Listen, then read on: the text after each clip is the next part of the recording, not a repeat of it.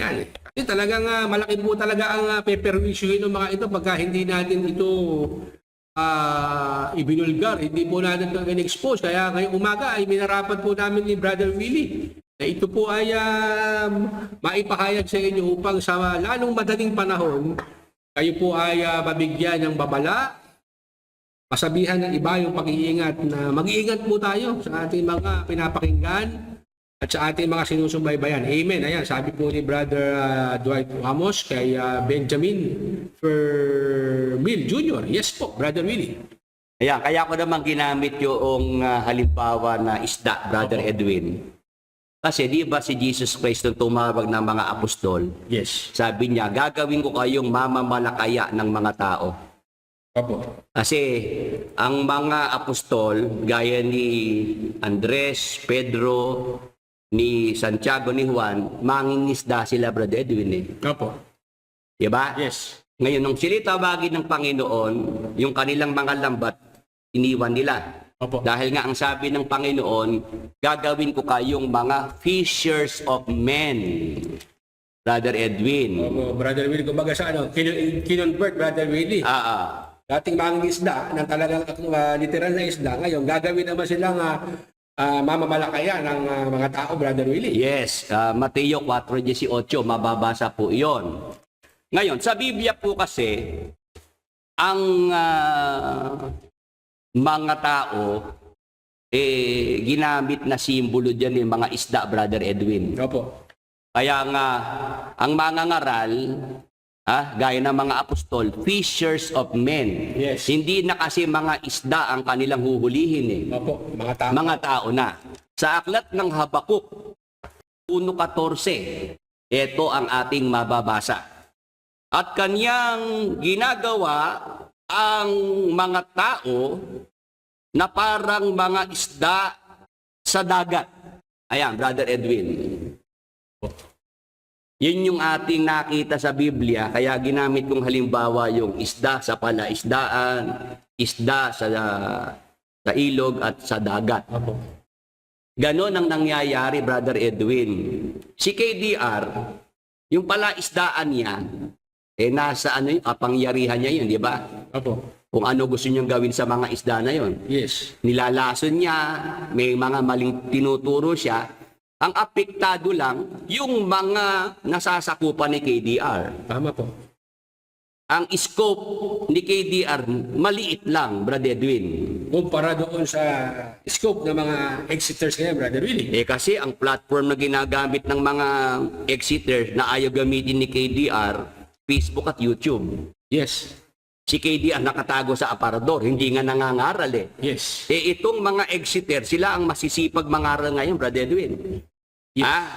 Ginagamit ang Facebook, YouTube na worldwide ang scope. Yes. Kaya lang, mga maling turo, maling aral ang pinapalaganap itong mga exiters ng MCGI, Brother Edwin. Kaya, yun yung aking nakita, sabi ko sa inyo ng isang araw, Brother Edwin. Opo. Mas pinoproblema na ako ngayon hindi si KDR Mas problema ko na itong ibang mga exiters na walang humpay, walang habas. Opo. Mga pangahas na nagtuturo ng mga maling aral na ginagamit ng Biblia, Brother Edwin. Tama po. Ayun, Brother Edwin. Kaya sabi ko, Brother Edwin, hindi ka ako pwede na sa Martes pa tayo mag-live. Kasi may Santa Cena ka ako tayo, di ba? Yes. Linggo karaniwan, di ba, lang ako, play ng video, no? Opo. Tapos Lunes, wala pa tayong programa. Yes. Martes pa ako tayo makakapag-programa, Brother Edwin. Opo. Medyo matagal. Opo, kaya nga po nung pasabihan niyo ako kagabi na tayo magla-live ngayong umaga, sabi ko talagang yung urgency nakita ni Brad Willie, kaya talagang kailangan magprograma bukas ng umaga, sabi ko. Kasi namamayagpag ako itong mga ibang exiters Brother Willie. na nagpaprograma sa Facebook at YouTube at nakikita ko na mayroon silang mga tagasunod, Brother Edwin. Brother Willie, marami ng kung sabihin niya nila, malapit na silang mag 1,000 views, Brother Willie. Diba? Libo na, no? Oo. Pag hindi natin maaagapan, Brad Edwin, na tayo magpapauna, magbibigay tayo ng babala, Yes. sa mga nararating ng ating programa, no? Opo.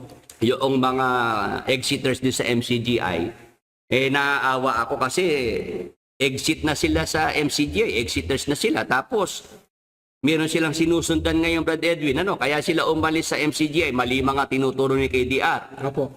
Yung debating walang kibuan, ayun nung pwedeng kumain. Mali yun, di ba? Opo. Ngayon, sumama naman sila sa isang exiter, may programa sa Facebook, YouTube, ang ipinapangaral mali. Kagaya ng sinasabi na hindi natin kailangang may mangangaral pa. Opo, Brad Edwin. meron din sila sabi, Brother Willie, na hindi na daw po kailangan niyang abuluyan. Yan, dagdag pa yon. Hindi kailangang may abulo yan. Basta meron kayong napakinggan na nagtuturo pa ng abulo yan, ambagan. Ekis na yan, Brad Edwin, ekis na raw. Opo, kulto din niya yan, sabi. Oo. Dahil kayang ambagan, pinagmumulan ng korupsyon, Brad Edwin. Oo, kaya wala na igang abulo yan. Meron naman, Brother Willie, nagsasabi, hindi mo na kailangan pumunta sa pagkakatipon, sa physical church, kasi pwede ka namang sumamba kahit saan sa kwarto mo. Yes. Ayan, pwede ka naman sumamba sa Panginoon. Yan, Brother Willie. Oo. Yun yung punto, Brad Edwin, na nakita ko na sabi ko delikado kasi yung mga exiter, kaya nga nag-exit. Kasi ito, di ba, balikan natin yung nabanggit ko, Brad Edwin. 3 klase exiter. Opo. Ipakita nga uli natin yung aking classification sa mga exiter. Opo. Letter A, naghahanap ng katotohanan. Yes. Letter B, mga nasaktan ang loob, Yes. dumanas ng trauma, inapi, ano? Yes. Letter C, gustong masunod ang sarili, Brad Edwin. Opo.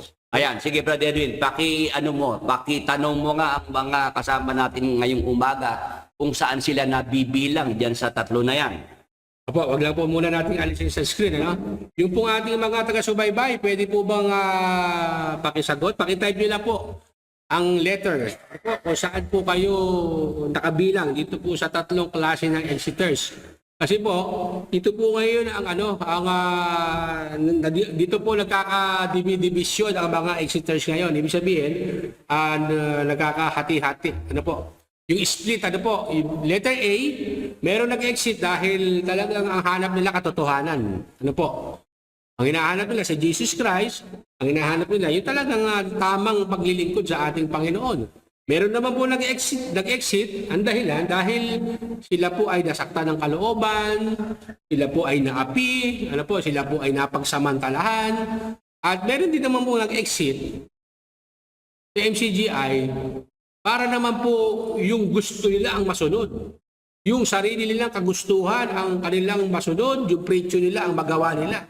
Sige nga po, pakibigay nyo nga po ang inyong sagot sa pamamagitan po ng pagtatype ng letters kung alin po ang inyong kasagutan. Ayan po, kaya Abuan TV, letter A, motorized sniper, A and B po ako, Brother Willie, sabi ni motorized sniper.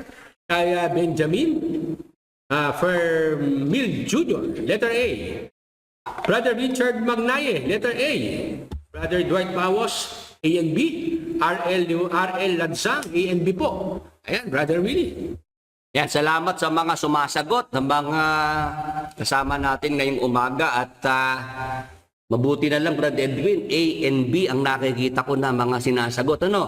Kaya Brother Willie, talagang welcome sila dito sa ating programa, Brother Willie. Yes, kapag ka ang hanap ay katotohanan, welcome po kayo dito.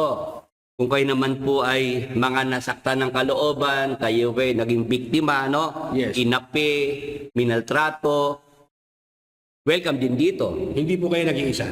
Yes, Brother Edwin. At we are on the same boat. Yes, opo. Oo.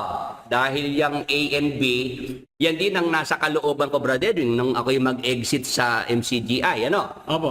Hinahanap ko ang katotohanan at ako ay dumanas rin ng kalupitan. Ako ay inapi, ako ay pinasama, sinira ang aking buhay, sinira ang aking pamilya, Brother Edwin. Brother Willie, malaki ang ginawa mong sakripisyo. Ibig sabihin, malaki ang naging kapalit sa paghahanap mo ng katotohanan, Brother Willie. Yes. O ngayon, merong mga ibang exiters dito nahuhulog sa letter C, Brad Edwin. Sabihin na natin, Brother Willie, mga 70% nandyan sa letter C. Na gustong masunod ang kanilang sarili, Brad Edwin. Opo, yung kanilang kagustuhan, ang kanilang sundin, Brother Willie. Oo. Ano ba yung nakikita nating gusto nilang masunod, Brad Edwin? Itong sinasabi sa aklat ng unang Timoteo sa Kapitulo 1 at 7 na nagsisipagnasang maging mga guro ng kautusan. Bagamat di nila natatalastas kahit ang kanilang sinasabi, kahit ang kanilang buong tiwalang pinatutunayan. Ayan, Brother Edwin. Yan yung nakikita natin na ibang exiters na ang gusto masunod ng sarili. O ano yung kanilang gustong mangyari, Brother Edwin? Dahil sa kanilang pagnanasa, Brother Willie, na sila ay maging guro o maging tagapagturo. Bagamat hindi nila alam ang kanilang sinasabi o natatalastas, Brother Willie, itinutuloy nila dahil yun yung kanilang gusto, Brother Willie. Oo, kahit sa magandang balita, Biblia na salin ng unang Timoteo 1:7, nais nilang maging tagapagturo ng kautusan. Gayong hindi naman nila nauunawaan ang kanilang sinasabi at ang kanilang ipinagpipilitang ituro. Ayan, Brother Edwin. Yan ang Brother Willie, masaklap na katotohanan. Oo. Dahil dun sa pagnanasa nila, yung kagustuhan nila na sila ay maging tagapagturo, kahit hindi nila nauunawaan, naiintindihan yung kanilang itinuturo, talagang ipinagpipilitang ituro, Brother Willie. Oo, sa Biblia po, mga kapatid, mga ka-Bible study, mayroong ipinagpauna sa Santiago 3:1. Huwag maging guro ang marami sa inyo, mga kapatid ko. Yamang nalalamang tayo'y tatanggap ng lalong mabigat na hatol. Ayan, Brother Edwin, ang ipinagpauna ni Santiago na guro sa iglesia. Tagapagturo siya, Brother Edwin. Opo, bawal pala, Brother Willie, yung maging guro ang marami sa inyo. Oo. Pag naman hindi naman talaga tinawag para maging guro, Opo. hindi naman pinagkalooban ng kaloob para magturo, Brother Edwin, Opo. huwag gagawin yung pagtuturo. Huwag gawin yung pagiging guro, Brother Edwin. Tama, Brother Willie. Kahit saan naman talaga, Brother Willie, pwede mong i-apply yun Oo. Diba? Kaya halimbawa, hindi ka naman talaga driver, nakakaintindi ka lang ng pagmamaneho. Pinangahasan mo magmaneho, Brother Willie. Ang mangyayari sa'yo, disgrasya. Disgrasya. Oo. Yun nga, Brother Edwin. Kaya, itong ating mga kasama ngayong umaga, kasi sa panahon ito, Brother Edwin, dahil nga nandyan ng Facebook, YouTube, Opo. hawak mo yung cellphone mo, mayroong lilitaw na video, di ba? Opo, magpa-pop up na lang. Papasok na lang, kahit naman hindi mo talaga sinasadya, di ba? Hindi mo talaga gusto, papasok na lang sa cellphone mo yung mga Yes. video, Ayun, kumbaga, yung sinasabi kong parang panlalason, Brad Edwin, Opo. na ang gagawing panlalason sa ilog na at sa dagat, Opo. mas maraming mapeperwisyo, Brad Edwin. Ay, mas mabilis, Brother Willie. Mas malaki ang risko, Brother Willie. O, hindi kagaya ni KDR. Doon lang sa kanyang limitadong mga nasasakupan, Brad Edwin. Yes. Sangayon ba itong ating mga experts, Brad Edwin, na hindi na si KDR ang big problem ngayon? Opo. Sige nga po, pakibigay nyo nga po mga kasama. Ang taga-subaybay namin ngayong umaga ni Brother Willie na hindi na po lumalabas dito po sa ating ginagawang pagtalakay ngayong umaga. Hindi na si KDR ang problema, ang malaking problema. Ang malaking problema na dapat nating pag-iingatan sa ngayon na nangyayari, itong mga experts na nagtuturo ng mga maling aral. Dahil sa kanilang pagnanasa na sila ay maging guro, bagamat hindi nila natin nalalaman, naiintindihan yung kanilang mga ipinangangaral, itinuturo, ay pilit pa rin nilang itinuturo, ipinangangaral, Brother Willie.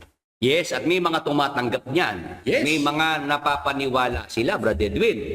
Oo, Brother Willie, kaya nga yung mga ibang kapatid na exiters, pag nakita mong araw ng linggo, araw ng pagkakatipon, nasa pasyalan, Oo. nasa ganirin, nakakalungkot, Brother Willie. Kasi napaniwala sila nung napakinggan nila na yung araw ng linggo pagkakatipon, sa pamilya nyo na lang gugulin. Oo, yan yung pagkakataon nyo na bumawi sa pamilya nyo doon sa mga nawalang araw na hindi nyo sila nakasama, Brother Willie. O kaya may mga exiters, baliwala na sa kanila yung paglinggo sila sasamba sa Diyos. Opo. Dadalo para makapakinig ng mga salita ng Diyos, Brad Edwin. Yes. Saan nila natutunan yon? Di ba doon sa mga parahas ng mga exiter Opo. na ginagamit ang Biblia at ngayon ay nag-i-inject na ng mga maling turo, maling aral sa mga tao, Brother Edwin. Yes, Brother Willie. Ang panganib kasi ng maling turo, ng maling aral, nasa ikalawang Pedro 2:1. Yes. Sa magandang balita, Biblia. Basahin natin yung sinasabi rito sa talata. Noong una, may mga huwad na propeta ang lumitaw sa Israel. Gayon din naman, may darating sa gitna ninyo na mga huwad na guro. Lihim silang magtuturo ng mga maling aral na ang dulot ay kapahamakan. Ayan, Brother Edwin. Yan, Brother Willie, kaya talagang tayo nag-alala, Brother Willie, dahil sa talata na ito na pagka pala maling aral, Brother Willie. Lalo na kung ituro sa pamamagitan ng palihim na pagtuturo, Brother Willie. Ang dulot pala nito, kapahamakan. Oo, meron ako nabalita ang exiter, Brother Edwin. Opo. Siya at least, shout out daw kay Mama Cecilia. Merong nagpapahabol ng shout out. Meron ako nabalita ang exiter, Brother Edwin, manggagawa rin Opo. sa MCGI. Lihim yung pagtuturo niya ng mga maling aral Opo. Kasi hindi naman siya nag-Facebook, hindi siya nag-YouTube. Yes. Nandun lang siya may Zoom. Opo. Doon lang siya nagtuturo sa Zoom. Magbibigay siya ng link para yung mga papasok doon niya kukupuhin, Brother Edwin. Doon niya lalasunin ng isip, Brother Willie. Kumbaga style din ni KDR ang in-apply. Opo. Na yun hindi masyadong banta yun dahil nasa Zoom lang naman sila, Brother Edwin. Yes. Iilan lang sila doon sa Zoom. Opo. Kung halimbawa, 20 yung pumasok doon sa kanyang Zoom, 20 lang yung kanyang nalaso ng mga pag-iisip, Brother Edwin. Opo, limitado lang, Brother Willie, ang kanyang peperwisyohin. Yes. Hindi kagaya ng mga nakalantad sa Facebook, YouTube, Brother Edwin. Opo. Buong mundo ang mapeperwisyo dyan, Brother Edwin. Yes. Basta nararating ng kanilang programa, no? Yes. Kahit sang panig ka pa ng mundo, ikaw ay mapeperwisyo. Yun, Brother Edwin, Kaya sabi ko, Brother Edwin, delikado talaga ang nangyayari. Hindi na si KDR ang mas malaking problema. Yes. Hindi na siya ang mas malaking perwisyo ngayon. Yes. Ito ng mga exiter sa MCGI na mga pangahas. Na mga nagtuturo ng mga maling aral. Uunahin natin, Brother Edwin, yung sinasabi nila.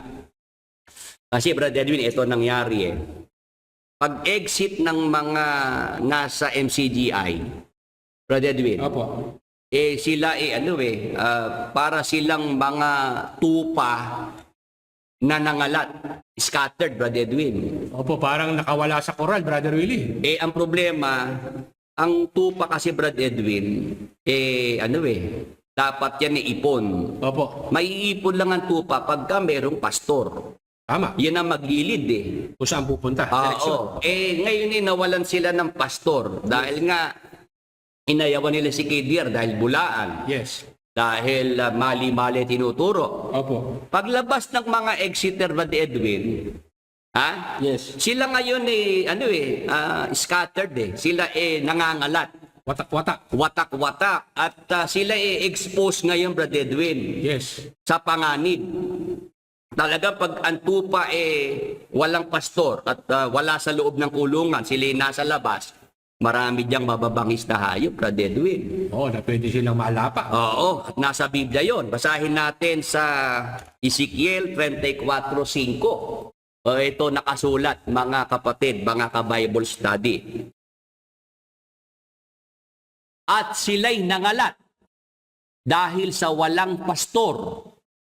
At sila'y naging pagkain sa lahat ng hayop sa parang at sila'y nangalat. Ang binabanggit dito yung mga tupa, Brother Edwin. Dahil wala ng pastor na nagmamalasakit. Walang pastor talaga na tunay Yes. na nag-aalaga dito sa mga tupa. Ang nangyari, sila ay nangalat, naging pagkain sa lahat ng hayop sa parang. Sila nandyan yung mga, Brother Edwin, predator. Yes. Madali na silang malapa, Tama po. masila, Brother Edwin. Tama po. Ngayon, yung mga tupa na binabanggit dito sa Ezekiel 34, puntahan natin sa talatang 31.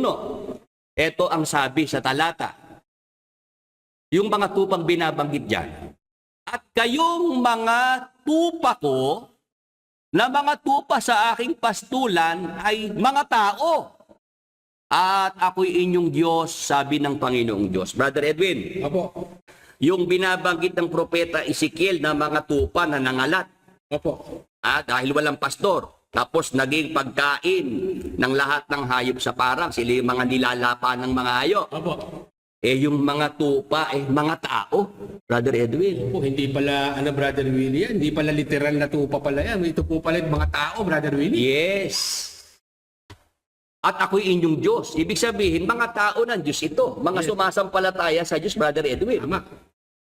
Kaya pagka ang isang tao po ay sumasampalataya sa Diyos, Brother Edwin, siya, inilalarawan sa Biblia bilang tupa. Yes. At ang ating Panginoong Jesucristo, nung siya nasa lupa, Brother Edwin, Opo. ano ang kanyang nakita, nasaksihan? Mateo 9:36. Sundan niyo po ang talata, mga kapatid, mga ka-Bible study. Tatapwat. Nang makita niya ang karamihan, ay nahabag siya sa kanila, sapagkat pawang nangahahapis at nangangalat, nagaya ng mga tupa na walang pastor. Yan, Brother Edwin. Brother Willie, iwanag. Yun. Ang Panginoong Jesucristo, nahabag siya doon sa mga nakita niyang mga Hudyo na kanyang mga kalahi, Brother Edwin. Po, kasi pawang sila nangangahapis at nangangalat, Brother Willie, nagaya ng mga tupa na walang pastor. Kasi nung panahon na yun, ang nandun mga eskriba, mga pariseo, Brother Edwin. Opo. Hindi naman mga sa Diyos yung mga nagtuturo na mga eskriba at pariseo nung panahon na yun Oo, lumalabas, Brother Willie. Napabayaan itong mga tupa na to, Brother Willie. Yes. O ngayon, Brother Edwin, itong mga pangahas na mga exeter sa MCGI, Opo. may programa sa Facebook, YouTube. Isa sa kanilang maling tinuturo, Brother Edwin, na mapanganib, hindi na raw kailangan meron pang pastor, Brother Edwin. Hindi na kailangan meron pang mangangaral. Ayun nga po. Ito yun talaga ang pinaka-worst, Brother Willie, na kanilang ipinapangaral. Inaalis na nila ang mangangaral, tapos hindi raw kailangan may leader pa. Ayaw namin sa leader, Brother Edwin. Opo, kumbaga saan, ayaw nilang magpa-under, ayaw nilang magpasako, Brother Willie. Hindi raw kailangan may pinuno pa, Brother Edwin. Yes, mali yun, Brother Willie. Ngayon, bakit ating nasabing mali yung kanilang mga ipinapangaral na yan, tinuturo na yan? Kasi pag binasa mo ang Jeremias 3:15, Brother Edwin, Opo. ito yung ito yung sistema ng Diyos, Brother Edwin. Yes. Ito yung paraan ng Diyos pagdating sa kanyang mga tupa, yung mga sumasampalataya sa kanya, Opo. para maalagaan yung mga yan. Yes. Bibigyan ko kayo ng mga pinunong sumusunod sa akin at pamamahalaan nila kayo ng buong katalinuhan at pagkaunawa. Ayan, Brother Edwin. Opo, maliwanag po ang sabi, Brother Willie. Bibigyan ko kayo ng mga pinunong sumusunod sa akin. Ano po ang gagawin ng mga pinunong sumusunod sa akin na ibinigay ng Panginoong Diyos? Pamamahalaan nila kayo ng buong katalinuhan at pagkaunawa. So ngayon, doon sa isang salin sa Tagalog na Biblia, yung binabanggit ditong mga pinuno, mga mamamahala, Brother Edwin. Opo. O eto sabi diyan, bibigyan ko kayo ng mga pastor. Ayon sa aking kalooban, nakakandili sa inyo ng kaalaman at unawa. Ayan, Brother Edwin. Ang Diyos pala magbibigay ng pastor, Brother Willie, maglalagay eh. Oo. Tinatanggihan ngayon ng mga exiter sa MCGI. Yung pastor na ibibigay ng Diyos, Brother Willie. Yung pastor, yan yung pinuno, Brother Edwin. Leader. Pag binalikan natin yung magandang balita Biblia, tinan nyo po yung nakasulat. Bibigyan ko kayo ng mga pinunong sumusunod sa akin at pamamahalaan nila kayo ng buong katalinuhan at pagkaunawa. Ayan, kung yan lang pwede nating pagsamahin yung dalawang salin sa screen. Sana yung mga pangahas na mga exiter sa MCGI magbago na, Brother Edwin. Oo, Brother Willie, kasi talagang dito, maliwanag na maliwanag, talagang ang Diyos ang maglalagay, magbibigay ng mga pinuno, leader, Brother Willie. Oo, at yung mga pinuno, yun yung mga pastor, Brother Edwin. Po. Mga tupa, yan yung mga sumasampalataya sa Diyos na mga tao. Mga taong sumasampalataya. Oo, ngayon para mapangalagaan yang mga tupa, ang Diyos magbibigay ng mga pastor, ng mga pinuno. Yes. Para mapangalagaan, mapamahalaan yang mga tupa na mga taong sumasampalataya sa Diyos. Amen.